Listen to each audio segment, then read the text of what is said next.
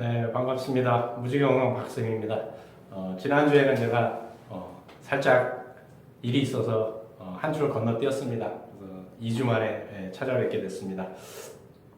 다들 건강하시죠? 이제 아침 저녁으로는 가을 바람이 느껴지네요.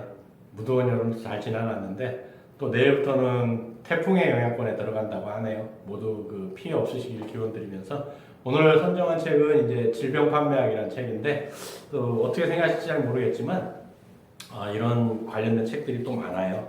이 저자는 이제 레이 모이니언과 앨런 커셀스라는 사람인데 모이니언은 호주 방송 건강 전문 기자이고요. 세계적으로 유명한 의학 저널리스트입니다. 그러니까 뭐 허튼 소리는 안 할 거고요. 또 공동 저자인 캐나다인 커셀스는 캐나다 빅토리아 대학에서 의학 정책을 연구하고 있으며 의학 저널리스트로도 활동 중입니다. 이 책을 또 번역하신 분은 홍해걸 씨네요. 홍해걸 씨가 또 이제 옮겼기 때문에 그러니까 이 얘기는 현대의학을 폄하하는 게 아니고요. 여러 가지 이제 문제들이 있다라는 거죠. 그래서 총 10장으로 구성이 되어 있고요. 마케팅 전략 1 해서 이제 고콜레스테롤에 대한 거, 그다음에 이제 고혈압에 대한 것, 또 골다공증에 대한 것, 과민성 대장증후군에 대한 것, 우울증, 월경정 불쾌장애, 폐경, 사회불안장애, 주의력 결핍장애, 여성 성기능장애 이렇게 10개 테마로 되어 있습니다. 그래서 어떤 얘기들을 했냐면 이제 시작이 되는데 11페이지에 보게 되면 세계 굴지의 다국적 제약회사들의 마케팅 전략은 현재 공격적으로 건강한 보통 사람들을 타깃으로 한다. 일상생활에서 나타날 수 있는 일시적 감정의 기복은 정신질환의 하나로 둔갑되고 누구나 경험하는 흔한 증상조차 무시무시한 질병의 전조 증상으로 변형된다. 점점 더 많은 평범한 사람이 환자로 탈바꿈되고 있는 것이다.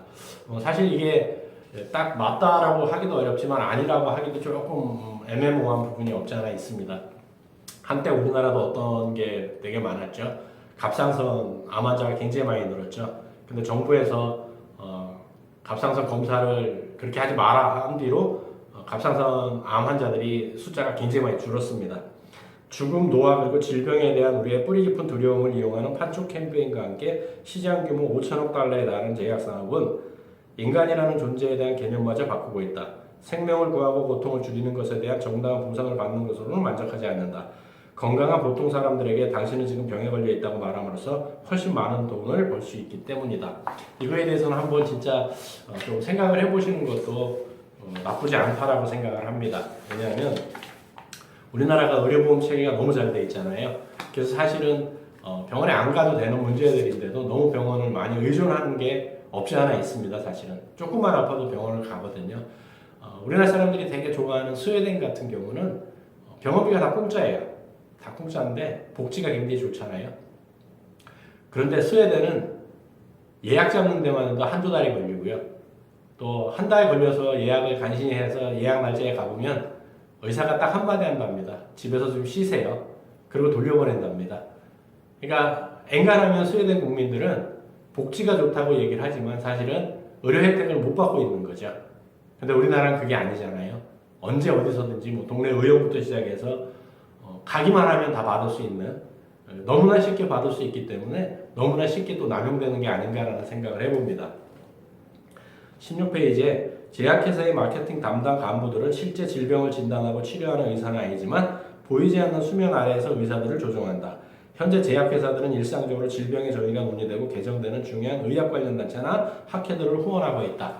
이거는 우리나라도 문제가 많이 됐었죠. 그래서 법이 바뀌면서 영업사원들이 의사하고 직접 만나는 거를 금지하기도 했죠. 그래서 예전에는 이제 제 아는 지인이 제약회사 영업사원을 했었는데 그분 같은 경우도 이렇게 봉고차를 이렇게 몇 대 병원에 하는 걸로 하고 이렇게 해가지고 또 그런 일도 하고 했는데 지금은 이제 그런 게 되게 어려운 걸로 알고 있어요.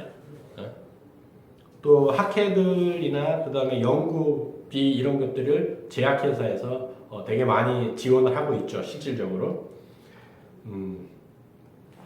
어쨌든 간에 17페이지에는 질병의 경계가 최대한 넓게 정의되는 동안 이와는 대조적으로 질병의 원인은 가능한 한 편협하게 묘사된다. 이렇게 얘기를 하는 거죠. 18페이지에 보게 되면 질병을 판매하는 데 사용되는 판촉 전략들의 공통 부분은 바로 두려움을 마케팅하는 것이다. 이 책 말고도 이 책은 이제 질병 판매학이라고 해서 아주 노골적으로 했는데 또 아주 노골적인 책의 제목이 있거든요. 그것도 이제 외국의 의사인데 나중에 한번 기회가 되면 풀어드릴게요. 정신병을 판매하는 의사들이라는 책이 있어요. 그래서 이제 우울증이라든지 아니면 과잉행동장애 이런 것들을 아주 만연하게 나오는 그런 것들의 얘기들이 또 있는 책이 있거든요. 근데 뭐 한두 사람이 그런 얘기를 하는 게 아니기 때문에 어느 정도 뭐 100% 사실이라고 보기는 어렵겠지만 어느 정도 진실이 담긴 얘기들이 아닌가라고 한번 생각을 해봅니다. 심장마비에 대한 두려움은 폐경기 여성에게 호르몬 보충요법이 필요하다는 사실을 은연중에 강조함으로써 여성 호르몬 제제를 판매하는 데 이용된다. 청소년 자살의 두려움은 심지어 가벼운 우울증마저도 강력한 약으로 치료해야 한다는 생각을 부모에게 강요함으로써 우울증 치료제를 판매하는 데 이용된다.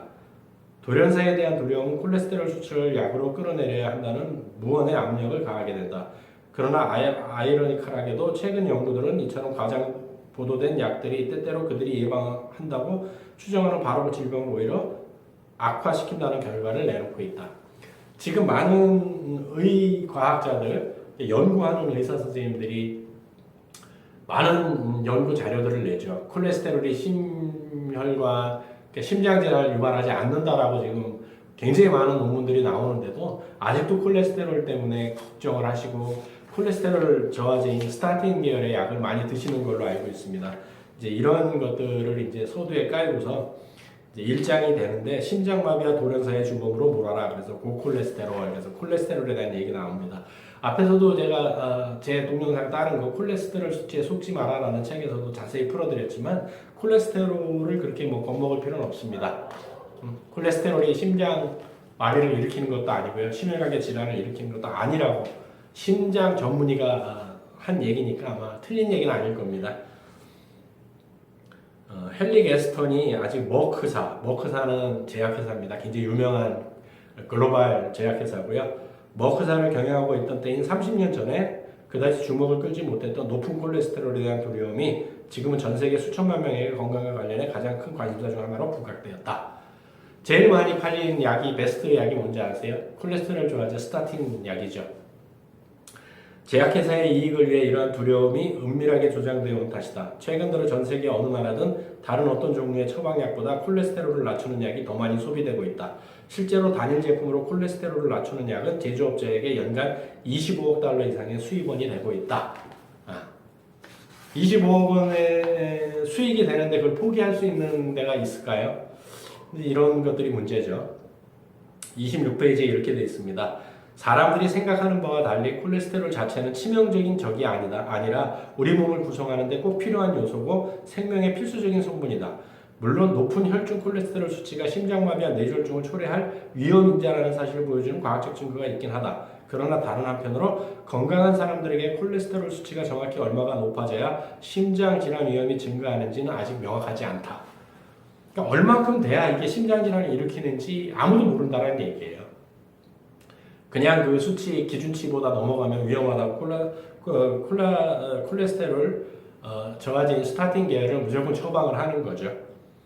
물론 이제 의사 선생님도 이해가 됩니다. 만약 처방을 안 했다가 나중에 심장 질환 쪽에 문제가 생기게 되면 의사 선생님이 책임을 져야 되기 때문에 뭐 소송이 걸린다거나 여러 가지 문제가 있기 때문에 보수적으로 처방을 하실 수밖에 없는 것도 충분히 이해는 됩니다만 과연 콜레스테롤이 그렇게 위험한 건지 한번 생각을 해보는 것도 나쁘지 않다고 생각이 됩니다.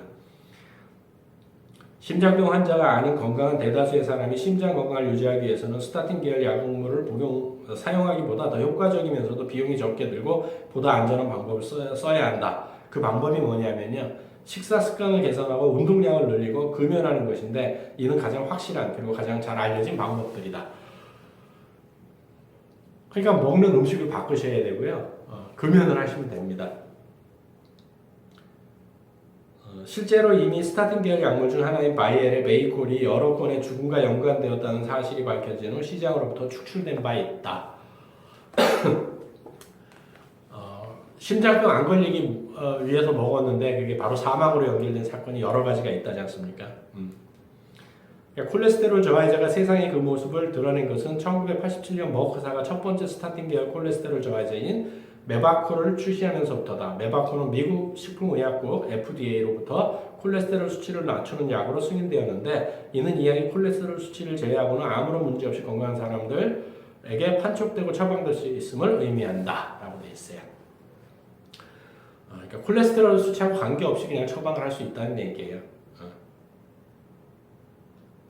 높은 콜레스테롤 수치를 보인다고 정의되는 사람의 수가 천문학적으로 증가했기 때문에 이 약들의 판매는 최근 몇십 년간 급상승했다. 다른 많은 의학적 질환과 마찬가지로 어디까지를 높은 콜레스테롤로 봐야 하는지에 대한 정의는 정기적으로 개정되고 있고 다른 질환들처럼 점점 더 많은 건강한 사람을 아프다고 재정의하는 쪽으로 확장되어 왔다. 혈압도 그렇죠. 70년대인가?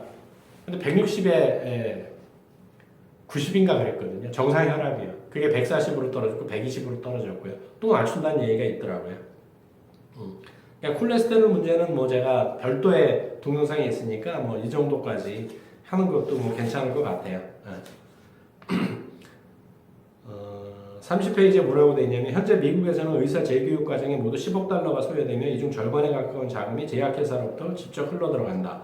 의사들은 해당 약 제조사들에게 후원되는 교육 현장에서 어떻게 약을 처방할 것인지 그리고 얼마나 많은 사람이 그 약을 복용해야 되는지에 대해 교육받고 있는 것이다. 제약회사가 의사들을 교육시킨다는 얘기예요. 들어보시니까 어떤 생각이 드세요? 뭐 그래도 먹어야 되겠다 생각이 되십니까? 아니면 식생활과 금연을 하는 게 나을까요? 그게 더 낫지 않을까 싶습니다. 그래서 2장으로 넘어가는데 또 그 얘기가 이제 나오네요. 정상 범위를 좁혀라, 고혈압 이렇게 또 나오네요. 고혈압에 대한 얘기. 정말 그래요. 고혈압도 점점 수치가 낮아졌거든요.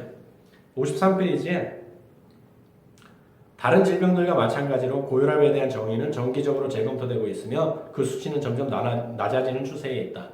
굉장히 많이 낮아진 거예요. 고혈압으로 분류되는 혈압 수치가 점점 낮아지면서 다른 항목에서는 건강한 많은 사람이 심장병을 처리할 위험성이 있는 고혈압 환자로 분류되어 약물을 복용하도록 강제되고 있다. 일본의 의사가 지은 책 중에 하나에서는 혈압을 이렇게 160에서 140으로 낮췄을 때 100만 명이 98만 명인가가 처방을 받았답니다. 혈압약을요. 고혈압으로 분류가 돼서 98만 명이에요. 98만 명. 9,800명도 98,000명도 아니고 98만 명이요.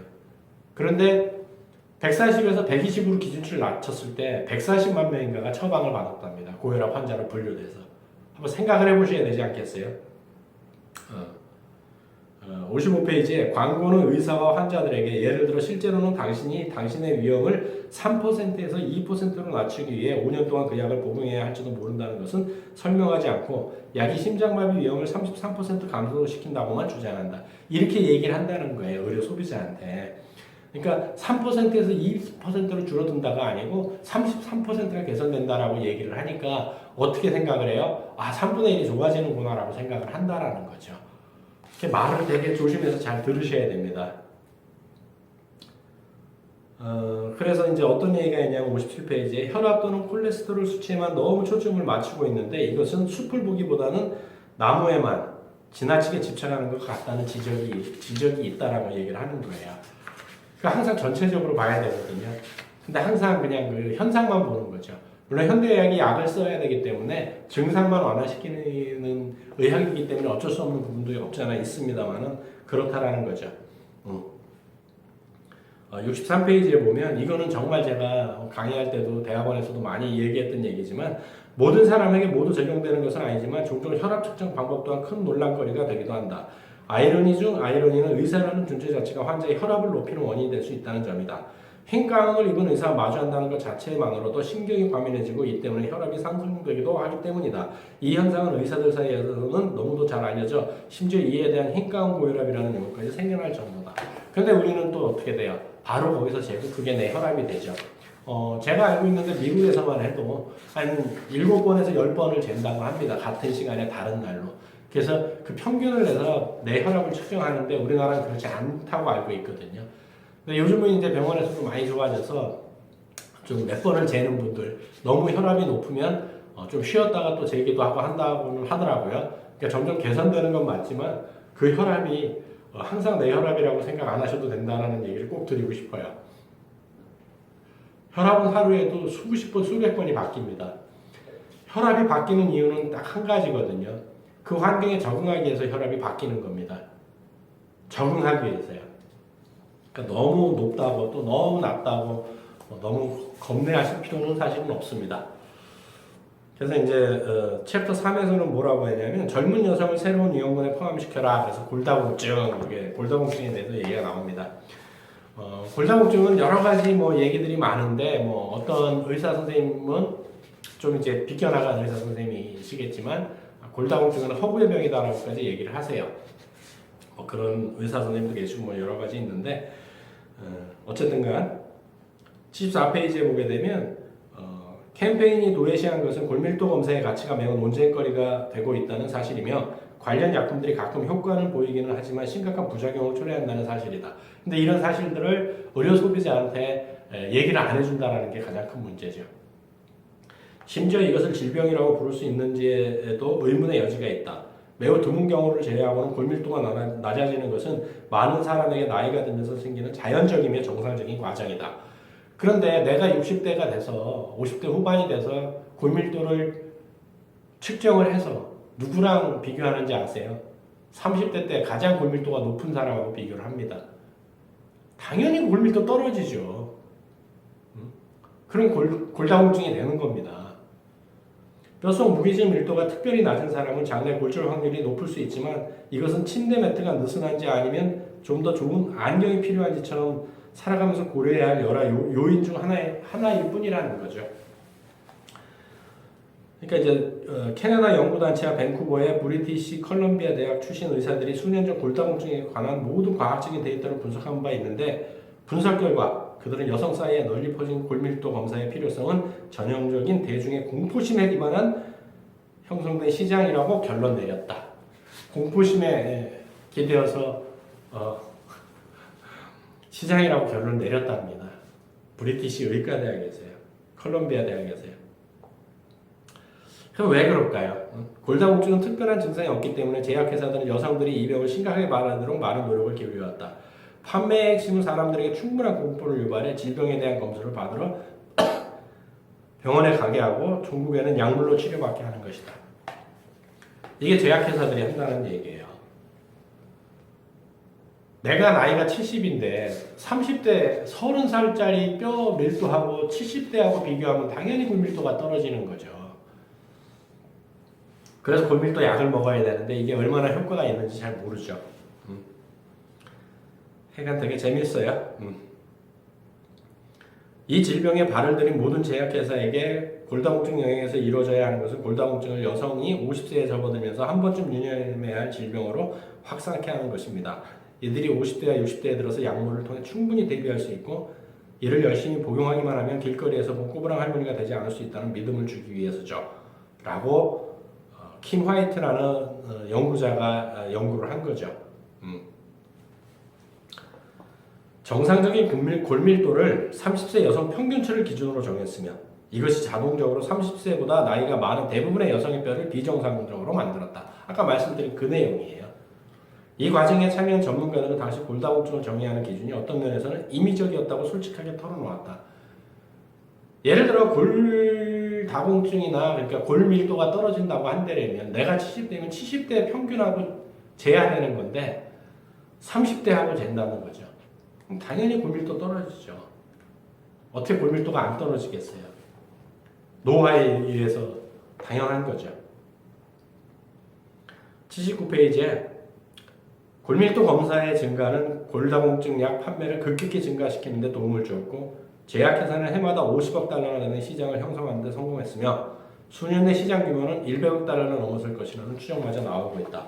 근데 이 책이 나온 게 언제냐면요. 2006년에 나온 책이에요. 그러니까 12년이 지났죠. 6년, 16년, 하여간에 16년이 지났는데 훨씬 더 100을 넘었겠죠. 100억 달러가 넘었겠죠. 브리티시 메디컬 저널에 실린 네덜란드 연구진의 연구에 의하면 낮은 골밀도는 엉덩이 골절을 초래하는 위험 요인 중 6분의 1 정도만 차지하는 것으로 밝혀졌으며 근력 저하나 낙상 가능성 같은 다른 여러 요인에 큰 영향을 받는다. 달리 말하면 골절을 초래할 요인들 중 골밀도는 상대적으로 작은 비중을 차지한다는 것이다. 6분의 1만 차지하고 나머지는 뭐라고요? 근력 저하, 근육의 힘이 떨어진다는 거예요. 그게 대부분을 차지한다는 거예요. 그러니까 골밀도 약을 먹을 게 아니고 뭘 해야 된다고요? 근력 운동을 하시면 돼요. 근력 운동을. 약을 드실 게 아니고요. 82페이지에 과학자들이 골밀도 검사를 받아야 할 증거들을 찾으려 애쓸 때마다 같은 내용이 발견됐다. 즉, 골밀도 검사는 미래의 골절을 알아내는데 좋은 예언 도구가 되지 못한다는 사실이다. 골밀도 검사를 통해 골밀도가 낮음을 조기 발견하는 것이 장내 골절을 줄일 수 있다는 직접적인 증거는 없다. 이게 증거를 찾을 때마다 나오는 얘기라는 거예요. 그게 참 안타깝죠. 그래도 또 오늘도 또 어떻게 할까요? 골밀도 골다공증 약을 또 드시겠죠. 슬픈 얘기들이죠. 87페이지에 경미한 이익과 함께 약물 복용에 따른 비용과 부작용은 더욱더 중요해졌다. 우리는 이제 여성 호르몬 요법이 심장마비와 뇌졸중, 혈전 생산과 유방암 증가 등을 초래할 수 있다는 사실을 잘 알고 있다. 포사맥스의 부작용은 여성 호르몬 요법만큼 심각하지는 않지만 문제를 일으킬 소지는 남아있다. 점막 등 조직을 부식시키는 데 특성 때문에 식도와 위장에 심각한 손상을 불러일으킬 수 있다. 잘 알려진 다른 부작용으로는 설사와 복부 백만감, 피부 발진, 두통과 근육통 등이 있다. 이게 골다공증 약의 부작용들이라는 거죠. 이런 것들을 감수하고 굳이 먹어야 되겠냐는 거죠. 89페이지에 많은 건강한 사람이 불필요한 검사를 받고 스스로에게 위험한 환자라는 딱지를 붙이고 약을 복용하기에 제한된 사회적 자원을 쓰고 있다라고 되어 있어요. 얼마나 슬퍼요. 90페이지에 보고서에 의하면 영국의 이제 보건 시민단체 유전자 감시에서 한 그 보고서가 나와 있는데 많은 유전자 검사가 예측할 수 있는 질병의 정확도와 가능성은 매우 낮기 때문에 많은 어린이가 결국 필요하지도 않은 약물을 복용하게 될지도 모른다는 결론을 내리고 있다. 만약에 유전자로 인해서 어떤 질병이 생길지를 알았다고 한다면 인간의 DNA 사슬을 다 알았을 때, 다 밝혀졌을 때 모든 질병이 사라졌어야 돼요. 근데 그게 아니었지 않습니까? 유전자 구조 사슬을 다 밝혀냈는데 그게 정확하게 병을 치료할 수도 없었고 예방할 수도 없었어요. 물론 뭐 위스퍼라 그래서 뭐 유전자 가위로 앞으로 잘라내고 뭐 여러 가지 일들이 더 과학이 발달되면 뭐 예방할 수는 있겠지만 지금은 그렇다라는 거예요. 그래서 의과학자들이 또 어떻게 시선을 바꿨어요? DNA 사슬 구조가 밝혀졌지만 이게 뭔가 병을 예방할 수 없구나. 그 다음에 시선을 돌리는 게 마이크로바이옴이라는 거예요. 그러니까 장안의 균총이 정말 중요하다라고 얘기를 한 거예요. 지금 DNA 사슬 구조에 대한 얘기들, 유전자 검사에 대한 얘기들은 딱 사라졌지 않습니까? 생각을 해보셔야 돼요. 또 이제 4장은 뭐가 나오냐면 약물 치료가 필요한 정식 질환임을 강조하라. 그래서 광인성 대장 증후군. 현대인들은 되게 많죠. 광인성 대장 증후군을 하는 분들이 되게 많아요. 근데 이제 그 약의 95% 보게 되고 95페이지에 보게 되면 로트노렉스라고 하는 약이에요. 경우 두 가지 부작용이 특히 심각하게 떠올랐다. 심한 변비와 허혈성 대장염으로 두 가지 모두 잠재적으로 사망을 초래할 수 있는 중대한 부작용이다. 광인성 대장 증세를 약화시키기 위해서 먹는데 사망을 초래할 수도 있대요. 로트노렉스 복용을 심한 변비를 경험한 몇몇 사람들은 대변이 장내에서 너무나 간단하게 뭉쳐져서 장벽이 뚫리고 신체 내부가 감염되어 잠재적으로 사망에 이를 수 있다. 또 다른 부작용이 허혈성 대장염은 장내에서 심장마비 같은 일이 일어나는 경우로 장으로의 혈액 공급이 중지된다. 때때로 자가 치유되기도 하지만 드물게 장 조직이 괴사되어 생명을 위협할 수도 있다라고 돼 있어요. 그러니까 과민성 대장을 해결하기 위해서 먹었는데 이게 심한 변비로 인해서 장이 뚫려버릴 수도 있다라고 얘기를 하네요. 그래서 그걸로 인해서 사망에까지 이를 수 있다고요. 과민성 대장이 일어나는 이유는 그냥 간단합니다. 스트레스가 심해서 생기는 거거든요. 그래서 설사나 변비가 반복될 수도 있고요. 어떤 사람은 설사만 할 수도 있고 어떤 사람은 변비만 생길 수도 있어요. 반복되는 사람도 있고. 근데 로트노렉스라는 약을 먹게 되면 심한 변비가 생긴다고 변비가 생기고 그게 장벽을 뚫는다고 얘기를 하는 거예요. 그렇다면은 과민성 대장을 일으킨다고 하는 것은 설사를 한다고 그냥 단순하게 보는 거죠. 변비가 생길 수도 있는데. 답답하죠. 102페이지에 뭐라고 되어 있냐면 로트로넥스에 대한 얘기예요. 그래서 미국에서 1992년 이래로 제약회사는 그들의 신약을 심사받기 위해 일정 비용을 미국 식품의약국에 지불해야 한다. 예전에는 식품의약국에서 자비를 통해서 했는데 이게 언제부턴가 그 심사를 받는 제약회사가 그 심사 비용을 냅니다. 그 돈을 내는데 어떻게 통과를 안 시키겠어요. 그 답례로 그들은 더욱 신속하게 검사를 받고 미국 식품의약국과 보다 긴밀한 의사소통이 가능해졌다. 이것은 GSK와 미국 식품의약품 그락소 스미스 클락손가 뭐 하여간 제약회사 이름이에요. GSK는 미국 식품의약국 간 상호작용에 의해 증명되었다. 연방정부가 갈수록 중대되는 미국 식품의약국의 예산을 더 이상 지원할 수 없기 때문이었는데 어쨌든 그로부터 10년 후 우리는 FDA의 약국이 약을 검토하는 데 소비되는 예산의 절반 이상을 제약회사가 제공하고 있는 상황을 맞이하게 되었다. 그럼 내가 검사 비용을 대는데 통과 안 시키면 검사 비용 되겠어요? 안 되겠어요? 안 된다는 거죠. 그래서 정말 이렇게 여러 가지 문제들이 생길 수 있다는 얘기는 거예요. 그래서 104페이지에 보게 되면 진짜로 아픈 소수의 사람에게 효과가 있을지도 모르는 약을 금지한다는 것은 명백히 잘못된 선택일 수 있다. 하지만 많은 건강한 사람에게 해를 끼치기 쉬운 약을 승인하는 것 또한 바람직하지 않다. 균형을 잡아야 된다는 얘기죠. 균형을. 그래서 여기 작은 제목으로 누가 FDA를 소유하는가, 제약회사인가 대중인가 한번 생각해 보셔야 된다는 거죠. 아마 이 책이 나온 이후로도 더 심각해진 걸로 알고 있어요. 대부분의 비용, 이때만 해도 절반이라고 했는데 대부분의 비용을 지금은 뭐 80% 가까이를 회사가 되는 걸로 알고 있어요. 회사가.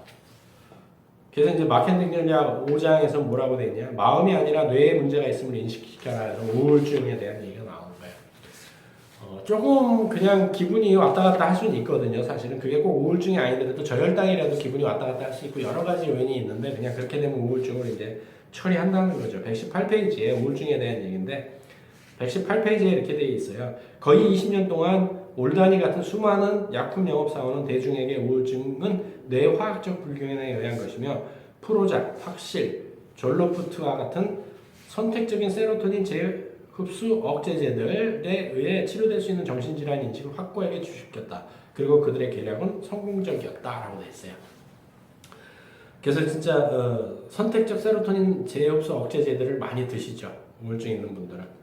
의사들을 위한 도넛으로 시작한 연계는 전국에는 리더급 의사들을 위한 초보와 호텔에서의 사치스러운 연애로 종결된다. 이게 제약회사들이 이제 영업을 한다는 얘기예요. 단순히 약만을 파는 것이 아니라 질병에 대한 특별한 관점도 파는 것이다. 정신과 전문의에 의하면 화학적으로 뇌가 분비하는 신경전달 물질인 세로토닌 부족에 의해 우울증이 생긴다는 주장은 우울증같이 매우 특별한 병에 대한 하나의 관점일 뿐이다. 그리고 그것은 질병의 원인을 매우 단순화한 것으로 시대에 뒤처진 관점이다. 하지만 이런 관점은 아침마다 제약회사 영업사원들이 최전선에서 무료 샘플과 도넛을 배달하는 거대 시장 조직에 의해 유지되어 왔다. 자, 제약회사에서는 세로토닌이 부족해서 뇌에 화학적인 문제가 생긴다고 얘기를 한 거예요. 그런데 뇌에서는 세로토닌을 5에서 10% 정도밖에 못 만들고요. 진짜 세로토닌을 만드는 곳은 대장이에요. 90에서 99%의 세로토닌은 대장에서 만든다고요. 근데 왜 이거를 재흡수 억제제들을 먹어야 할까요? 대장을 아니면 좋게 한다면 훨씬 더 낫지 않을까 싶네요. 그래서 예전부터 장청이 있고 뇌청이라고 그랬거든요. 장이 깨끗해야 뇌도 깨끗한 건데 왜 이거를 그냥 호르몬 문제로 보고 굳이 약을 먹어야 되느냐는 거죠. 122페이지에 후원사들은 정신과 의사들이 참석하는 학회 일정이 어찌된 일인지 항상 점심시간과 겹쳐있는 관계로 요리가 있는 향연을 만들게 된다. 뉴욕의 정신과 의사들은 메리어트 마르키즈 호텔에서 프로작을 만들 릴리사의 호의로 주로 점심시간 때 우울증에 대해 알게 된다. 팍시를 만든 GSK가 후원하는 그랜드 하얏트 호텔에서의 점심 식사 때는 주부 우울증에 대해 설명을 듣고 화이자가 후원하는 저녁 심포지엄에서는 루즈벨트 그랜드 볼륨에서 일반적인 불안장애에 대해 알게 된다. 이것이 현대의학의 적나라한 모습이다. 제약회사가 다 의사들을 교육시킨다는 얘기죠. 123페이지에 힐리 박사는 세로토닌 불균형이 우울증을 초래한다는 초기 이론이 최근 연구에서는 증명되지 않았다고 주장한다. 생물학적 원인을 부정할 수는 없지만 그래도 세로토닌에 관한 이론은 프로작, 팍실, 졸로푸트 같은 약물들을 많이 팔기에 과대평가되었다는 것이다. 정신과 의사가 이런 얘기를 한 거죠. 그래서 125페이지에 뭐라고 되어 있냐면 멀쩡한 사람을 정신병자로 만드는 우울증 테스트 자체가 정상적인 사람을 우울증 환자로 만든다라는 거예요. 근데 더 문제가 뭐냐면 130페이지에 뭐라고 되어 있냐면 자살 충동을 불러일으키는 항우울제. 132페이지에 놀라운 것은 프로작을 제외한 거의 모든 약이 임상실험에서 어린이들에게 위약보다 우울증을 감소시켜주는 증거가 없었다는 사실이다. 근데 우울증 약을 많이 먹게 되면은 많은 자살을 하지 않습니까? 우리나라도 그 연예인들도 우울증 약을 먹다가 자살한 분들이 되게 많죠. 그러니까 한번 생각을 해보셔야 된다는 거예요. 약을 무조건 먹지 말라라고 말씀드리는 게 절대 아니거든요. 왜 이런 일들이 벌어지는지 한번 생각을 해보셔야 된다는 거죠.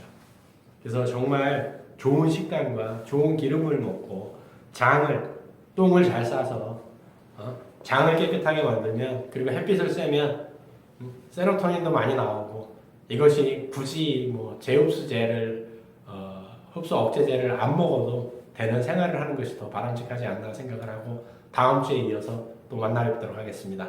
수고하셨습니다.